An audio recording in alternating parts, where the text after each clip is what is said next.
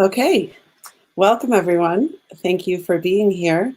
This is the Challenging History, a panel of the Mimesis Documentary Film Festival. It's a conversation for investigating how documentaries challenge dominant historical narratives with memory and the archive. I'm the moderator today. My name is Emily Upsack. I'm an instructor in the Department of Cinema Studies and Moving Image Arts at the University of Colorado Boulder.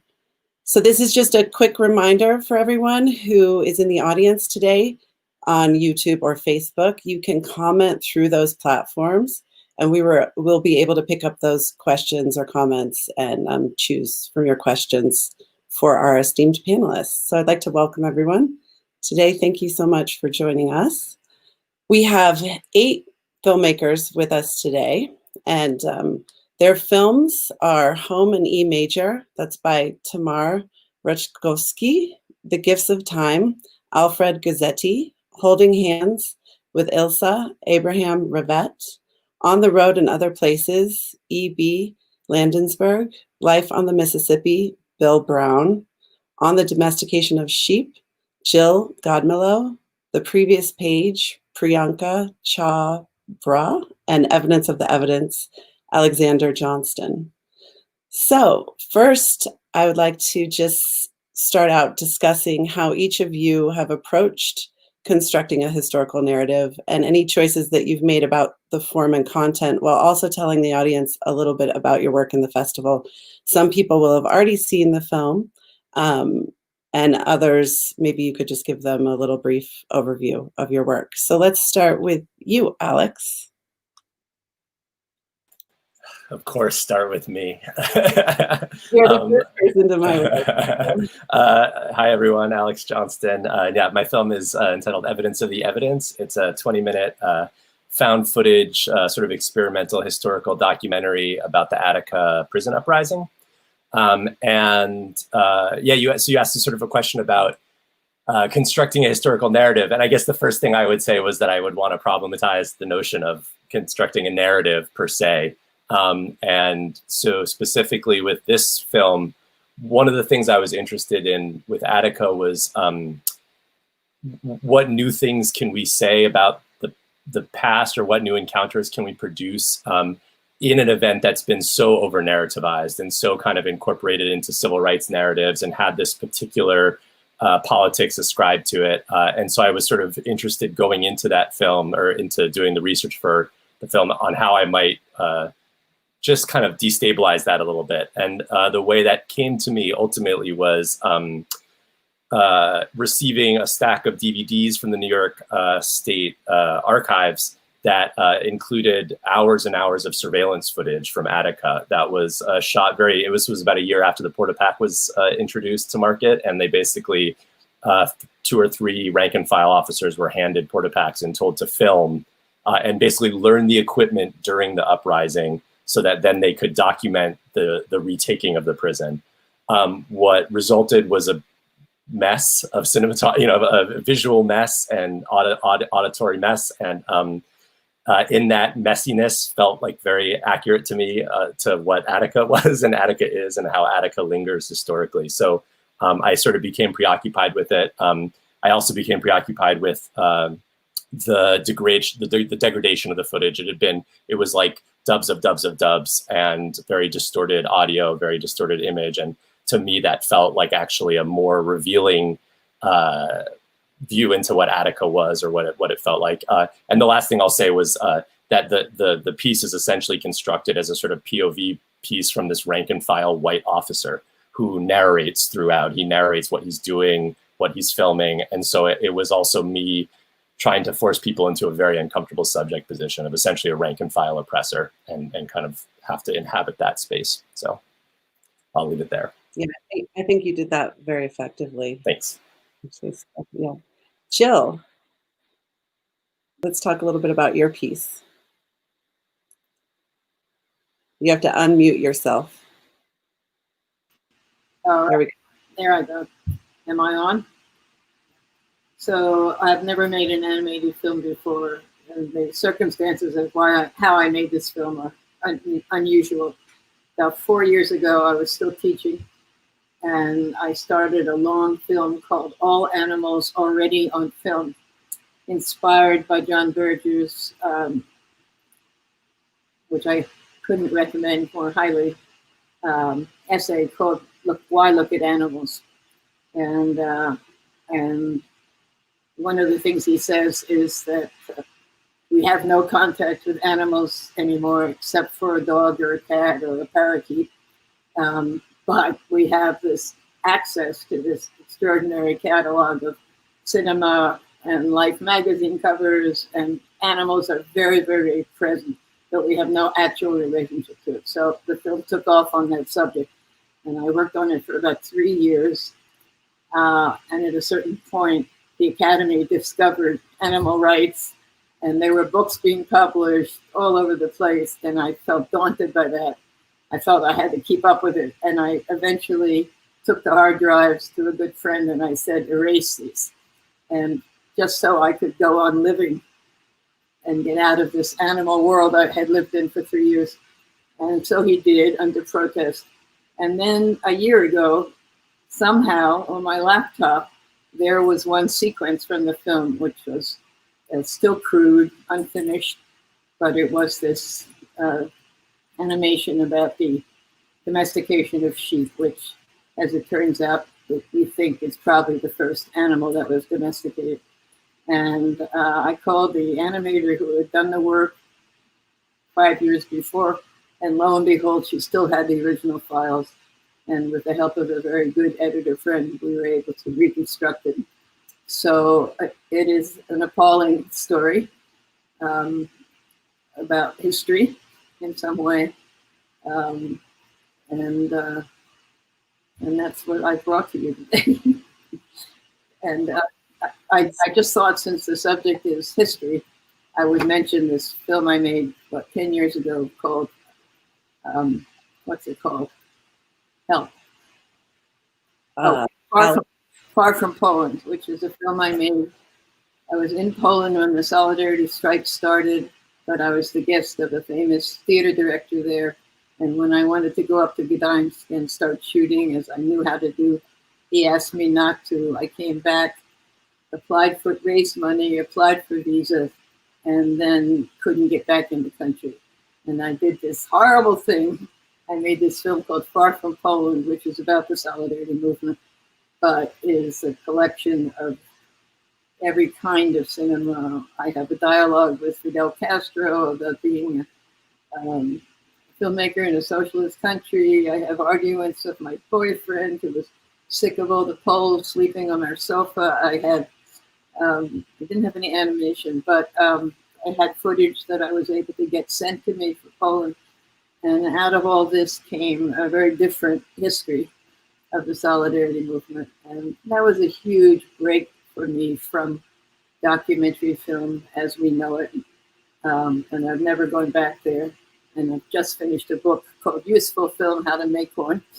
And it's all about what I call post-realist nonfiction, cinema that is not dependent on the realism of that's a farmer in front of his cornfield and all his crops are ruined because blah, blah, blah, blah, blah.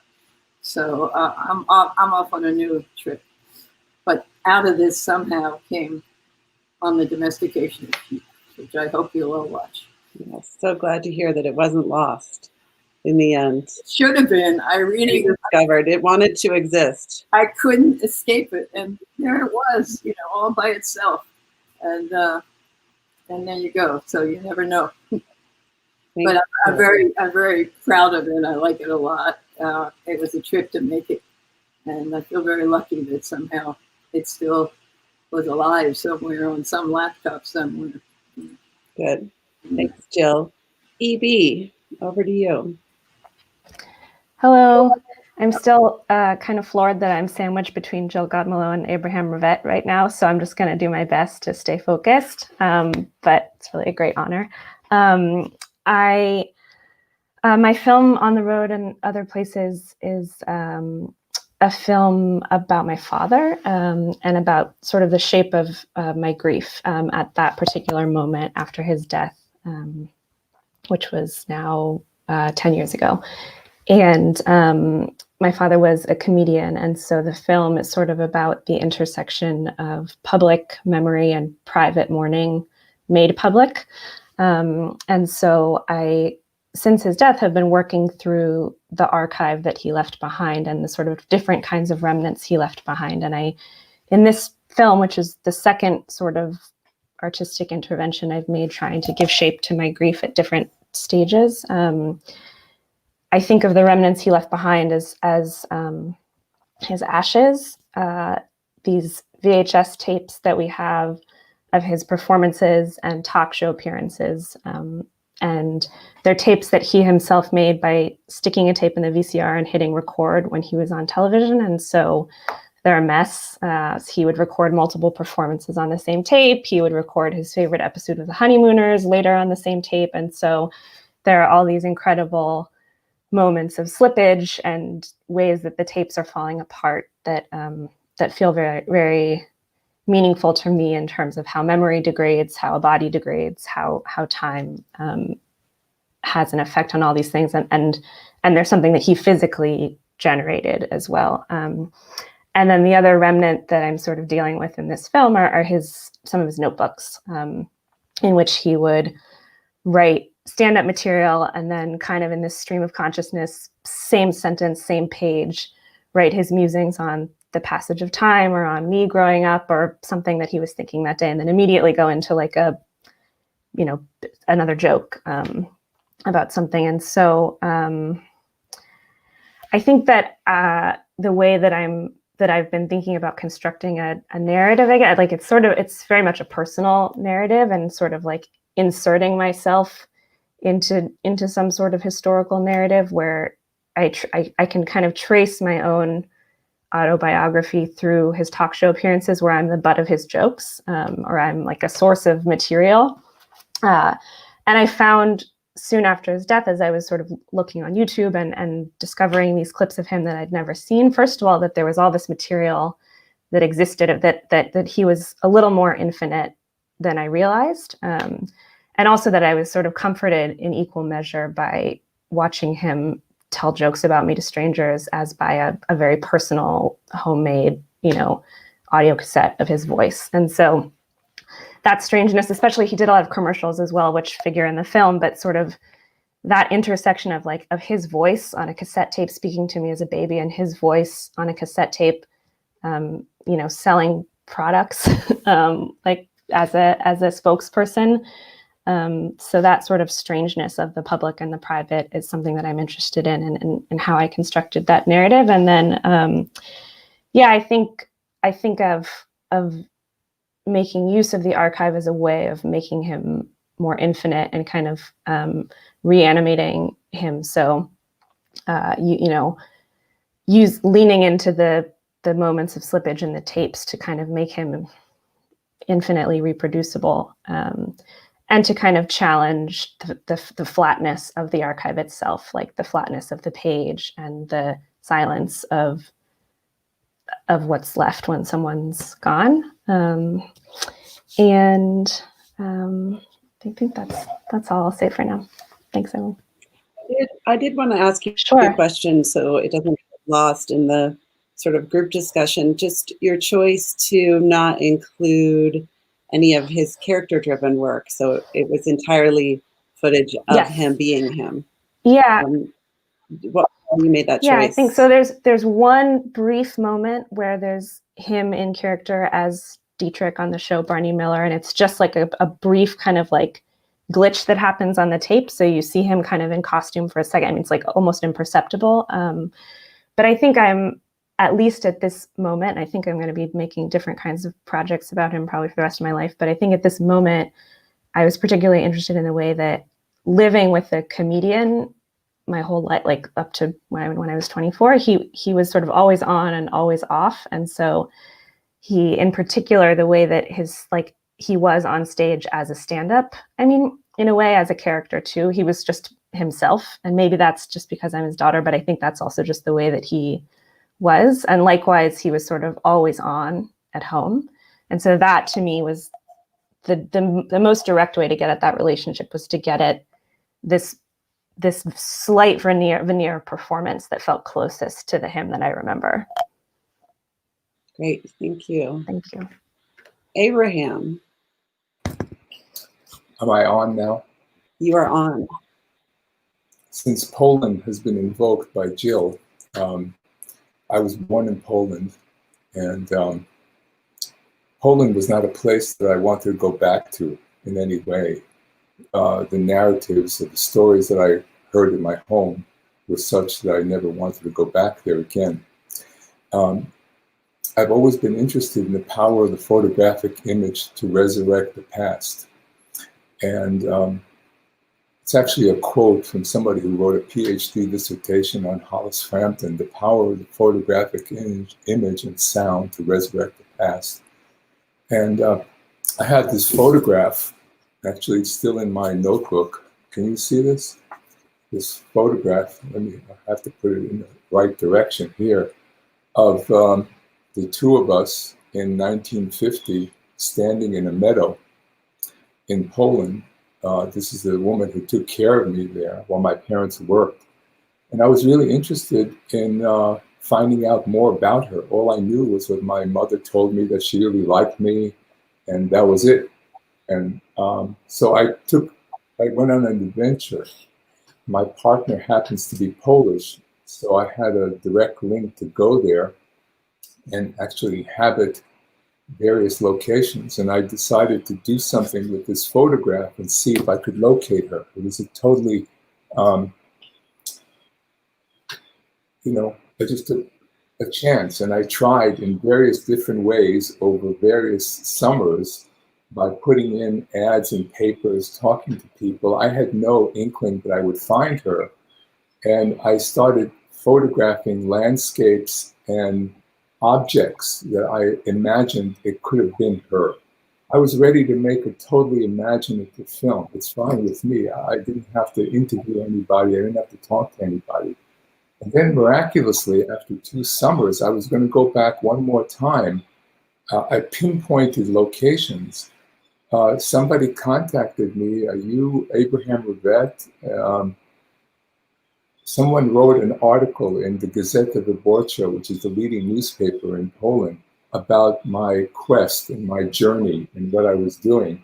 And somebody read that article. It was actually not just a little article, it was like a feature article in the New York Times. And a medical doctor saw it. He sent a copy to a friend of his who was on a mailing list of a newsletter that German nationals who lived in that part of Poland, which used to be German territory, get this newsletter. And Ilsa got it, and they contacted me, so I went back. The other thing was that in 2014, when I started this, I stopped working with a Bolex camera and with a 16mm sound sync camera. So I wanted the lightest possible digital camera along with my iPhone. That's what I was going to use. So I was able to move fluidly, at least in the environment. I was a one-person sound sync. Alfred, you recognize that term, one-person sound sync, except I did it digitally. And, it was all a surprise. And the last scene, for those of you who have seen the film, I handed my iPhone to her granddaughter and said, here, shoot this. So, then the complicated thing is, how do you construct the work? That's always a challenge, the structure, the form. So I've incorporated lots of materials from my own burgeoning archive of 16mm films and materials and made this work, which is a kind of tribute to our relationship, and also to try to find out something about a past that I don't remember, that I didn't know. And I was overwhelmed with the things that I found out. It's a very emotional piece. Definitely. Who said that? I can't. The moderator, Emily. It's a very emotional piece. Yes. The overwhelming nature of it came through. Very. I would like to just one more thing. So, the thing is, how do you linger over time? How do you let something unfold? And in this day of multiple stimuli, and that was a challenge. Is someone going to stick with this? and it's unfolding. I think that's a challenge for many of us here, depending on what we do. And that's still an ongoing struggle for me, is how do you get to one place, from one place to another place, for a viewer that has no idea what they're getting into. Thank you. Priyanka, Yeah, welcome. hi. Yeah, thanks for inviting me. I'm happy to be here. Okay, so the film that's part of the festival, the previous page, is essentially the story of my grandmother and her group of friends who meet to play cards every afternoon, and their shared history is that they're all partition refugees. And the partition of Punjab happened. Punjab and Bengal was partitioned when India became independent, which is, I think, today for all of you. It's just a few hours later for us, which is August 15th. And so as Punjab was divided into East and West, and parts of it went to Pakistan, many Hindu and Sikh families migrated to India, and Muslim families left from here were forced to leave. So that is the broad sort of backdrop around which the conversation takes place, and how I wanted to do it. And it's a very difficult subject in many ways because of the scale of violence, betrayal, so many things that were involved. And it's not, I mean, in the last sort of 10 years, there's a lot more conversation around it now, but I grew up in a neighborhood where most families were partition refugees and nobody really spoke about it. So this was going to be the first time that it was sort of brought into this shared public space amongst them, and also made an image of as part of the film, because there aren't so many documentary, cinematic sort of explorations of it also, which are not steeped in nostalgia of a certain kind of secular space that Punjab and India used to be undivided. So that is where I started from. But how I wanted to construct it was to sort of look at, also because what I had to go by was just their memories. I mean, and because I was looking at women and it was specific to their experiences, there wasn't, so their memories was the archive that I was kind of pushing and nudging, and the whole film is constructed in a similar way, like the form it took. Like he was talking about, how do you go from one thing to the other? It moves with this idea of that, you know, you're thinking back to a time, but you're also present and you've moved on from that space. You're not that person sort of nostalgically remembering that space, or this is something that happened to you and you moved on. And then you got busy with reconstructing your life in this new space, and reconstructing home and family and social relations and all of that. So yeah, that's how I wanted to sort of put it together, and also allow them to sort of speak back to me in a way, because I also didn't know so many things about what their experience had been, because they never spoke about it. And I think the prompts while they are playing cards, and I just sit with the camera, and it's a very serious sort of indulgence for them, because they take out that amount of time every afternoon to meet and sort of share that space. And so very, very quietly and silently, but I was there asking questions about, you know, how was Lahore, and what was life like that. And so that created this kind of mise en scène, so to say, about how one starts responding and delving into this memory, and the other one is just like, you know, this is not important, can we just get back to the game? And that for me was what sort of created the form of the film. Yeah. I was wondering about that when watching the card game in particular, if you were using multiple cameras or if it was just one camera, but over the course of many days. Yeah, it was just one camera, because I also couldn't take the chance of, it's also a very intimate space. And the film is located inside the house. I mean, I was quite clear. That's why there aren't any sort of images of the city, you know, whereas Delhi is a city which is sort of, a lot of partition refugees are there. But I wanted it to be, because that was their space. And these are all women who are in their 70s, 80s. So it was just me, and I didn't want to sort of, I wanted their level of comfort to be maintained. Yeah. Wonderful. Thank you. Thanks. Bill, welcome. Hi, I wonder if I'm on. Great, hey, nice, thanks for the invitation. It's terrific to be in such a wonderful group of folks. So I made a film, the film that you all are making part of the festival is called Life on the Mississippi, and it's an essay film. It's one of a number of essay films that I've made throughout my working life where I hit the road and investigate a certain geographical zone or reality. And so for a long time, I've been interested in the Mississippi River and hoping to be able to spend some time with the Mississippi River. And then I was reading, working on the film, I guess I was beginning research in 2016, so a while ago, but I was reading about coastal erosion in Louisiana. So, southern Louisiana is basically vanishing, partly because of climate change and the rising sea levels, and then partly because of, after a century of levee building, we've managed to screw up the plumbing of the Mississippi River. So the Mississippi River is no longer feeding sediment to the lower delta, and Louisiana is subsequently vanishing. So I thought that was this kind of existential threat to Louisiana as a state and the sort of existential crisis we all find ourselves in thanks to climate change got me interested, even more interested in sort of spending some time with the Mississippi River. And it also led to the thread I followed, since there's so many ways I quickly came to understand there's so many ways to sort of understand and apprehend the river.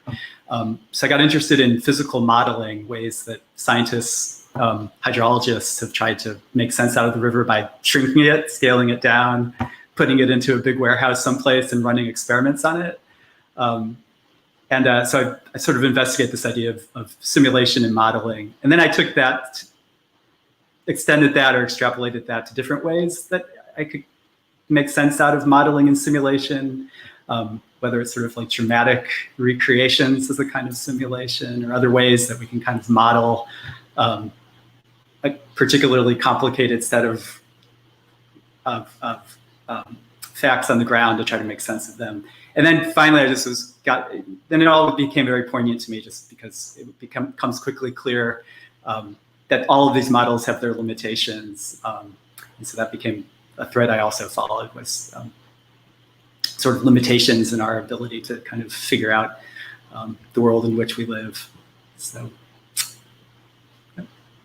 Yeah, I thought the idea of what's invisible as well, that you were working with that idea, and that really came through in terms of what exists around us and what we don't see. Yeah. And our efforts to sort of try to make it visible, which again, all come across as kind of poignant. And then also that speaks to, I think, being a filmmaker, right? I mean, this effort to commit something to film, to try to use our cameras as a way to make sense of the invisible, right? To make something visible that we can commit to film, try to make sense of. So. Yeah. Thank you. Tamar, looking forward to hearing from you. Hi, can you hear me? Yes. So thank you for the invitation. It's very nice to be here with all of you. My film, Home in E Major, was made I started doing it in 2017 when I moved to the United States, and I lived in North Carolina, in Durham. And the inspiration for this film started because I lived in a very special house, special settings, and I wanted to document.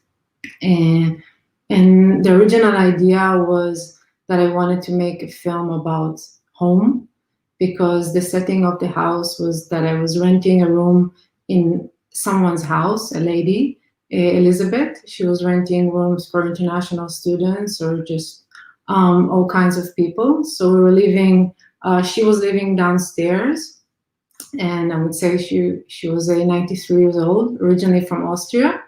And I was living upstairs I had another roommate, Lee from China, and there was another person living in the back. There was a studio apartment, Stuart, and he was a retired lawyer, American.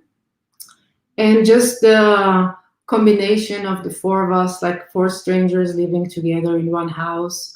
I found it interesting. I thought it was like a little bit like a family, but not like a mother and a father and two children, but each doesn't really belong to one another. And naturally, we are connected, and we have some kind of obligation, and we communicate. And so I just decided I will document my life there, and let's see how will it be performed, how will it be seen. But what affected the construction of the film, the narrative, I think first of all was events obviously that happened, and was the death of my friend, and then the death of Elizabeth, and she became ill and she died. So I stayed in the house, and I wasn't sure like what would be. This film was supposed to be about home, but then I I understood that maybe this is about something else. So I took quite a long time just filming the house, just filming things in the house, and not knowing in the end what this film will be about. But I definitely felt like the house will be a memory. The house will be the document, because the people were maybe no longer part of the story. And in the process of the editing, I think, like, I will try to answer your question about construction, the history, the narrative. So maybe like for me, in the case of my story, like I feel like history is a big word, because it was more very present. It happened very fast. And when we think about history, we think about the past, but it was really like what happened this year. So it was more the story. And during the time that I filmed in the house, I also recorded a phone conversation with my mother almost every day. We talked on the phone, and I recorded our conversation. So later on in the editing, when I was stuck, I decided to listen to all the phone conversations and to try to understand what happened to me that year. And it was kind of like reading your diary. So then it became, from a story about a home, it became a story about a friendship. Yeah, I think, I don't know if to answer your questions, but it was just, I guess, more looking back and thinking what was significant, and what did I stay with, my own personal, in a way we pick up our own history, like what was the most significant thing I stayed with. And I guess it was, and it is still, the connection with Elizabeth. Thank you. Yes, it's a beautiful film. Alfred, we've reached you. Yes. Yes. My film is called The Gifts of Time, and it centers on friends that I've had for at least 50 years. And I explain in the beginning sequence how I came to make the film, because I think the audience of the film needs to know that. My wife and I had a 50th wedding anniversary a few years ago, and for that, I decided to make a slideshow about the last 50 years of our life and our family, and I went through thousands of photographs. And then the process of doing this, I thought about a lot of things, but I mostly thought about the passage of time and the passage of life, and reaching this stage of life where I am in my 70s now. And I thought, is there a way of making a film of that? And I thought about it for a year or two, and I came to the conclusion that the people who have traveled this road with me were kind of mirrors of myself in some way, and that I could make a film about it through them. And also I would learn how they're thinking about their lives and how they're coming to terms with a stage in their lives So there has to be something in a documentary film where you learn something, because if you start out knowing it all, it's like one of those films made for television where they write the narration before they take the pictures. So there has to be some kind of inquiry, and that's what it is. The idea of the 50 years in the film is arbitrary. I went through all the people that I have known and kept friendships with for 50 years, and then I picked out the ones who were in the film. And maybe the thing that would interest you all as filmmakers is that I didn't make the film in the usual way that most of us do, which is to shoot it and then to edit it. I let the inquiry shape the film. So I thought, who is the best person to begin with? And I began with her. I made a bet.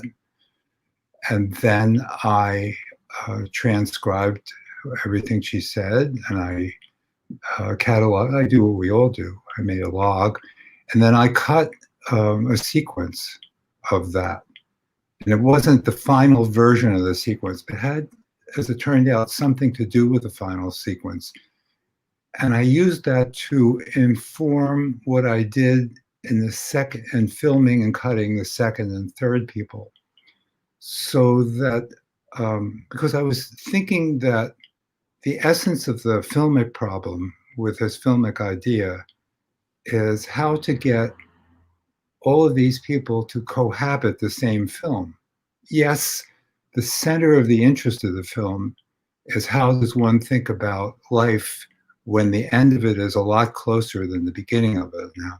So that's sort of my question, because that's what I struggle with. And so I found, and talking to people that I've known for 50 years, I have an intimacy with them, and I can ask them questions in the way that I can't ask other people.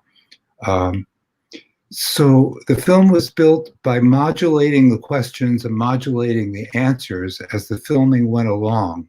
And the order in which the 8 people appear in the film was the order in which I shot the film on purpose, and then the order in which I edited the film. And then when the whole thing was there, I tried to work with it. The idea that the painting, which begins, to some extent, begins and ends the film because of Gail, who's the first character, is my oldest friend. The making of the painting has something to do with the idea of making the film. That you begin and you work through this process. So there's a kind of metaphoric level as well as the other levels. I don't think I'm very good about talking about this film because I haven't talked about it so much, but I think that what I struggled with for the years of making it was the problem of form. It's what Abraham, pointed to. And this was my answer to the problem of form, to make it a kind of journey. And I thought a lot about models and how other people had made such a journey.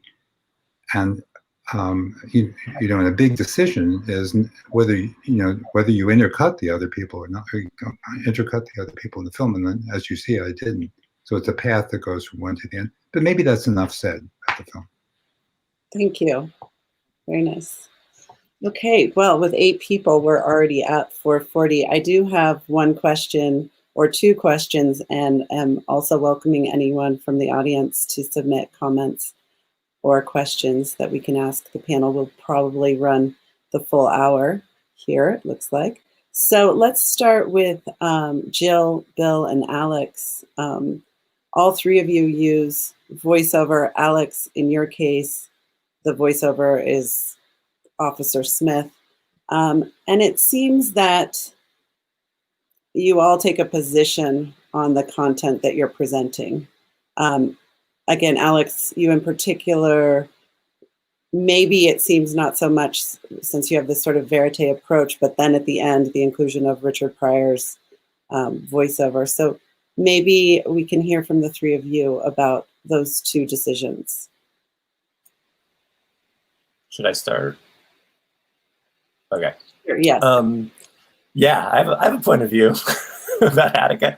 No, I actually will answer this question by pointing to, well, I guess my right, somebody's left, but over to Jill. Actually, because one of the sort of bellwether works actually of writing that I was exposed to in grad school and before, when I was first trying to figure out my position against, like, what was I trying to make as somebody who took up historical materials. Jill had a great interview many years ago where she talked about the danger of Ken Burns. And it was this kind of beautiful articulation of this icky feeling I'd had, which I could never quite kind of get my head around. And for a while, I just thought it was the aesthetic, whatever. And started to realize, I believe, Jill, you called him like the most dangerous filmmaker in America or something. I'm being a little, but it was like something like very, very boom right there. And that was a really formative moment. I still quote that all the time. I quote it to my students. But this notion that when you're taking up these historical materials, if you're not sort of putting that point of view and articulating it and showing the politics that are embedded within it, I mean, that film is about also that there's a reveal as you move into the film that that footage that's being shot was weaponized. It already was a weapon. It was used to identify organizers of this strike. And so for me, it was and throughout all of my work, it was like less articulated earlier, but by the Attica film, it's pretty set, was this idea that it's not about just collapsing past and present. It's not about pretending that they're not exactly, they're different. But it is also about not keeping the past in the past, right? It's not about the plinking banjos and the Ken Burns example and the slow pan, right? So for me, that was just really, I don't know, a kind of a crucial thing to grapple with. But maybe I'll kick it to Bill, but maybe I'll kick it to Jill, because I've been quoting her now probably incorrectly for the last 2 minutes. Well, and also, can you address your decision to include Richard Pryor, I mean, that was Richard Pryor, but the officer hearing him. Again, I wanted to have this really uncomfortable. I wanted viewers to have the experience I had in the archive of this uncomfortable subject position, and for me, it was hours, and so I kind of wanted to try to distill that down, still have some duration to it where you had to feel it. But then, given that this film was so much about narrative, it starts with them, sort of saying, using, I'll just hand you the camera and you can just narrate it. So I keep going back to that. So there's, so that the sort of coda, as I frame it, is a different narrative. And that's Richard Pryor, who had a KPFA radio show at the time. And he did a whole program right after Attica. He actually also wrote stand-up on Attica, which is pretty wild to imagine. But I didn't use that part. I used him just sort of lamenting, and he reads a poem. But so it was this idea. I needed to like take the foot off the neck of the viewer and just be like, there is this other narrative. There's this other way in which Attica can be narrativized. So yeah. Thanks. Jill. Oh Lord, I don't remember saying that, but I still feel that way. Have you seen the 18-hour take on the Vietnam War that barely mentions the anti-war movement, for instance, or Agent Orange, for instance, or unexploded ordnance, for instance? So I am still a violent critic of Ken Burns, and I wish he would drop dead, frankly. But beyond that, what is the question again? The question was about taking a position in your work, and also the use of voiceover. Well, that's a simple one. I wrote the script first, and I've always intended to have somebody read it. It's not me, actually. And I thought that was enough, to just learn just the facts of the way we treat animals, the horror show of domesticating animals in particular. The separating the sheep from the ewes, from the kids, breeding. I think it's every 195 days you can inseminate a ewe and make more babies, and then most of them turn into veal, highly prized and expensive meat, and all of that was unbelievable to me. So I just tried to tell it straight. But how? Animation seemed like a very good idea, and I bumped into this woman who said she would do it for me, and that's what's there. And then later I discovered at the end of the film there's a sequence kind of made for children, I think, or young people anyway, who that tells us how wonderful our relationship with animals is. And after going through how we use them and milk them and cut them up and all that with just the sweetest tone, in the end, you see a beautiful horse run across the field. And he says, and we just love them for their beauty.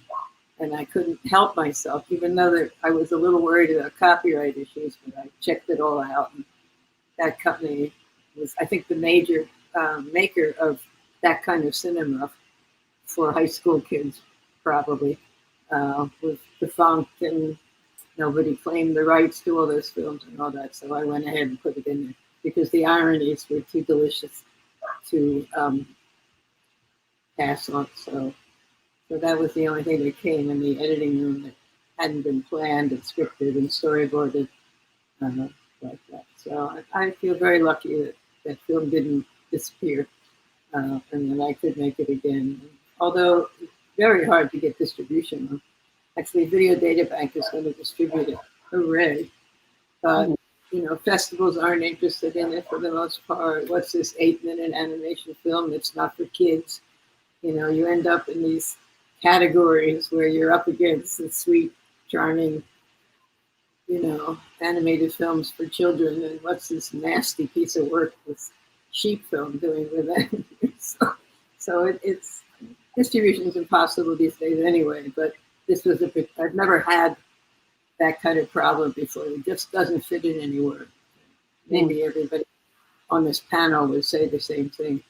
It used to be some companies said, yeah, we'll distribute that, and they paid the money and tried to get it around. Now, is that left? It seems to me it's gone.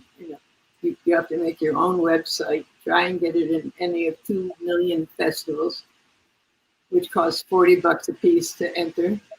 And that's distribution. Is everybody feeling that way, that it's impossible?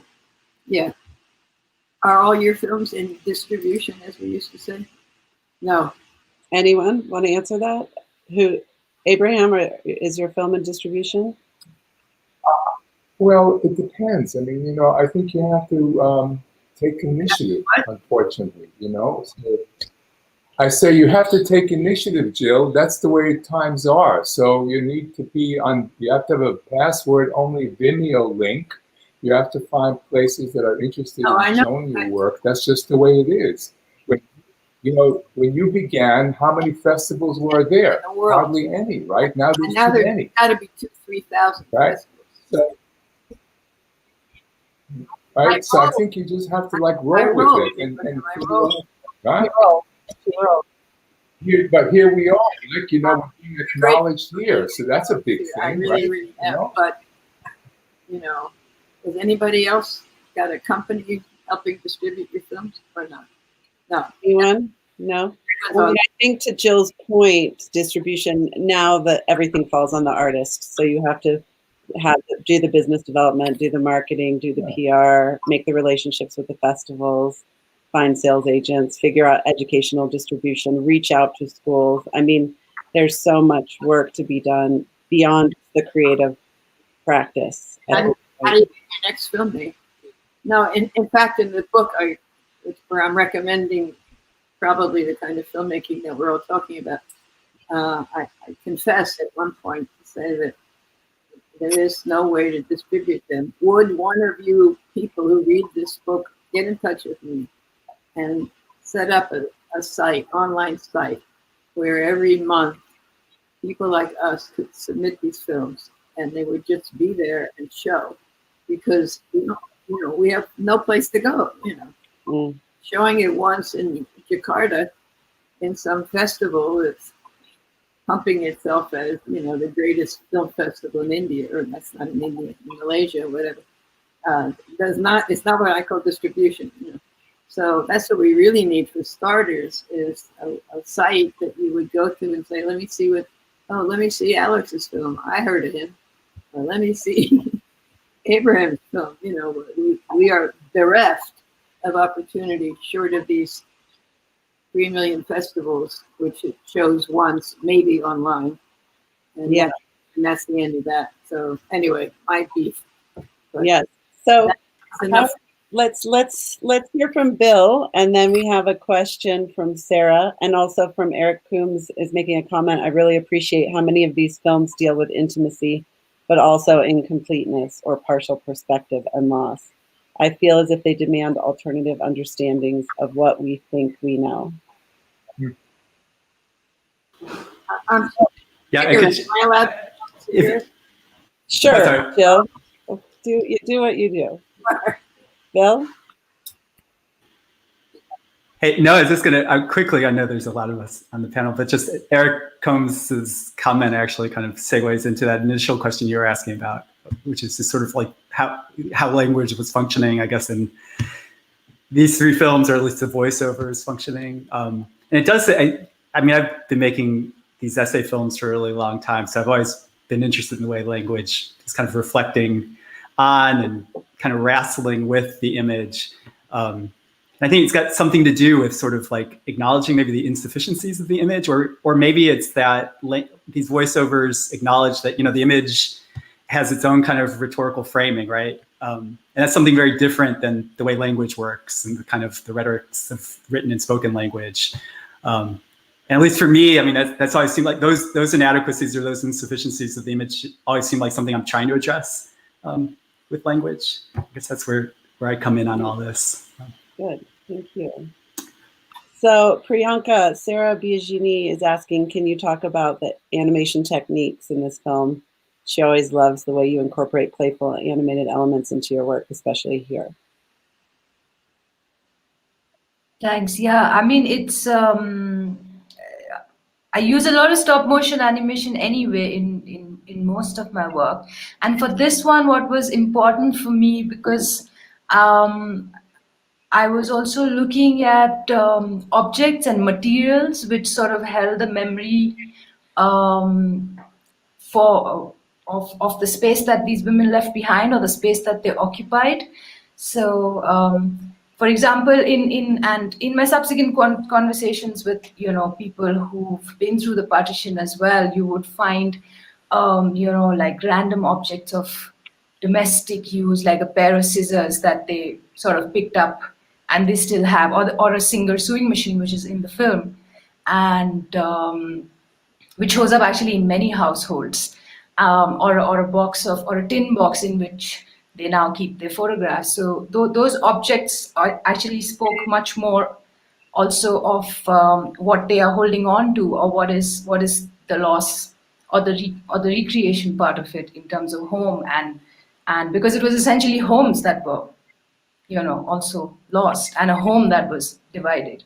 So the fact that I decided to use some of those objects that are part of their lives, like one of the animations is made out of these cutouts of flowers, which is actually a print on one of the saris that my grandmother used to wear, and these.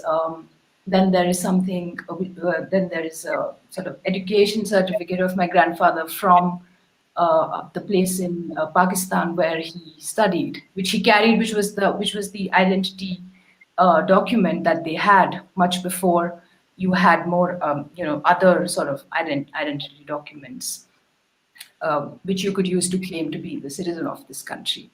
So those are the things that I wanted to sort of also bring alive in animating them, because there is such, also the scale and the number of people who went through this is huge. So it's an exhaustive thing, and there can be never enough documentation or research or conversation about it. I think we've taken way too long to sort of start talking about this and looking at experiences of people and their voices and their stories, as opposed to what the state and textbooks and things like that have sort of narrated and set for us of what we should be remembering about the partition. So yeah, so that was the thought behind these animation techniques, and those were also the sort of intermission spaces where I could make certain comments about things that were not being spoken about. And largely, the film is about what I ask or nudge, them to speak about, and what they do or do not want to speak about. So that's the kind of space in which the film happens. And yeah, the animations were a kind of also comment or response to some of that within the film. Thank you.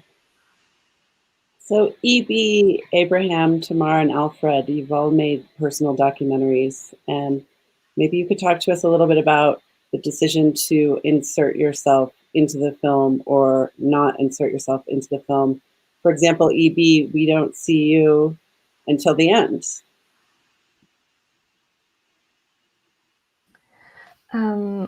Yeah, I think so you hear my voice a couple times throughout as a child, but then, yeah, you don't see me, and you don't see me in the present except for sort of seeing my feet through this first person movement through the woods. And that was, I think I wanted my primary mode of relating to this archive and to this material to be as an editor. And then I felt I also wanted to be an embodied presence. And so that was sort of one of the reasons behind staging his notebooks in the woods. And there are other reasons as well that kind of, I think, get at Eric's question about incompleteness and loss and intimacy, and thinking about kind of staging. I guess I think about a lot of the different modes that I'm inhabiting in the film as like, the title comes from a note in one of his notebooks on the road and other places where he's like writing down all these stories from being on the road. And I thought a lot about how to kind of create that other place where we could encounter one another. And so using the kind of the range of tools at my disposal as a filmmaker and as an editor, like I could do that through a superimposition. I could do that through a physical interaction with his archive. And I could do that through like reanimating the moments where we're speaking to one, or where our voices are on the same tape when I was a child. And I wanted to stay as much as I could within the limits of what I have, and sort of in doing that confront the fact that as much as I can remediate the archive and all these materials, ultimately it is finite, and there's some place where it ends. And so, yeah, thinking about working within those contours, and just sort of presenting myself as interacting with those things and my limited capabilities. Abraham? Ever since I saw David Holtzman's diary of the Orson Welles cinema in the mid-70s, reflexivity has always been a mode of representation that I'm interested in and working with. And I know Alfred has known about that repeatedly in some of his work. I couldn't imagine ever making certain kind of films without including my subjectivity. Not only my subjectivity, but the means of making the film and the unknown and the questioning about how the process gets done and unfolded. So it's not even, it's almost like that's the way I want to do the work. It's never even been a question. So I use David Holtzman's diary as a reference because when I saw that film at the Orson Welles Cinema, for those of you who probably, I'm afraid to say, maybe weren't born yet, that film just startled me. And I wanted to say, well, why does it have to be scripted? And from then on, along with others, there are many, many people who have explored that mode of representation. And I continue to do that. Alfred? Abraham reference to you. Yeah, well, one of the people in the film, my friend Duncan, afterwards said, Alfred, you should be in the film. Well, I thought of that a million times. It's easier said than done. I have no idea how I would be in the film, and I don't think I would be. As a filmmaker, I find myself boring, so I think I wouldn't want to really expose other people to my ruminations or what I do, anything like that. But I do think that I'm in the film in the sense of having posed the questions and not having posed them as questions so much. What I did was I started by talking with each of the people considerably before I filmed them and said, here are the three, I've thought about this a lot, and here are the three big things that I'm interested in, which are not questions, they're topics.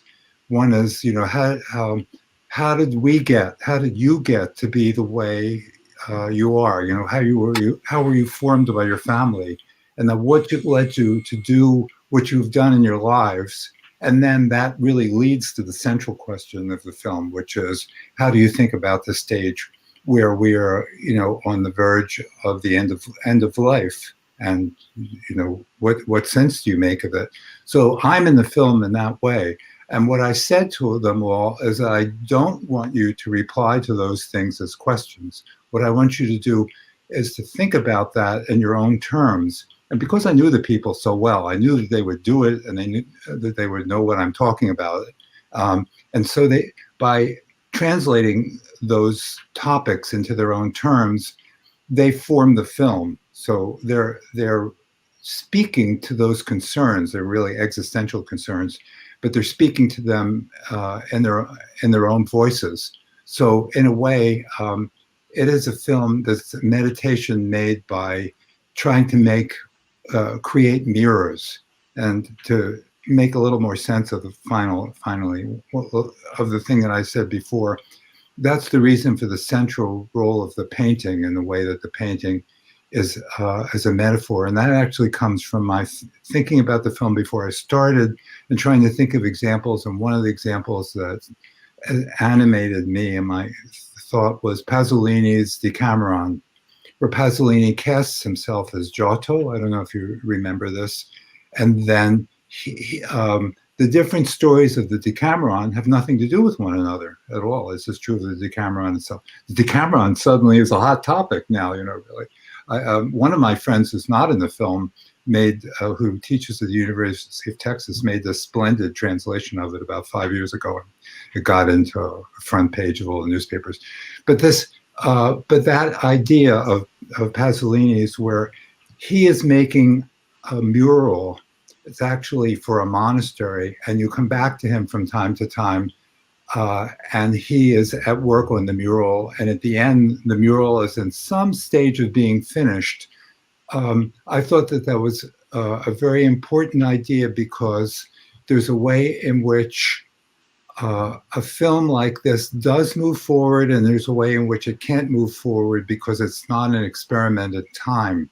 It's like a painting where one layer is put upon another, even though a film has to exist in time, and it has to be experienced in time. But it is really more than other things that I've done. It's like a painting. Thank you. Tamar, you will be the last person that we hear from on this panel. So I think in terms of my work, it's always personal, because it starts from my desire to share something I feel, or something I hear, or something I see. So from the beginning, I feel like I'm sharing something personal. But in a hominy major, I wasn't planning to be inside the frame. It happened in an accident, or maybe in an organic way. It starts with the beginning in the film. There is a scene that, you know, Elizabeth, she was all the time, because I was like one woman show, I was also recording and the sound and everything, and she was very activating me all the time. So at some point, I just, the camera kept rolling, and I had to bring her stuff, and I had to move around. And later on, when I wanted to edit and pick the materials, I really enjoyed those moments that we are actually together in the frame. And I thought that another layer of the film is me trying to make this film. So then it made more sense to also show me inside the frame. Yeah. Just taking a moment of silence there. Thank you all so much for your participation today. Thank you. Thank you. For inviting Thank you for inviting us. Thank you all for your films. Yes, and thank the also. audience. Thank you all for being here. We do have our award ceremony at 5:30. So in just 25 minutes, we will be reconvening for the award ceremony. So thank you again for sharing your work and your time with us. Yeah, thank you. Thank you. Emily, how to get to the awards ceremony? Is that on YouTube? There, you should have a link. I'll confirm with the organizers and have them send you an email with the link. But yes, I also believe it's on YouTube and Facebook Live. Absolutely. Hey, Jill, let's connect some soon, okay? Okay, I want to talk to you. We don't have to do it in this format.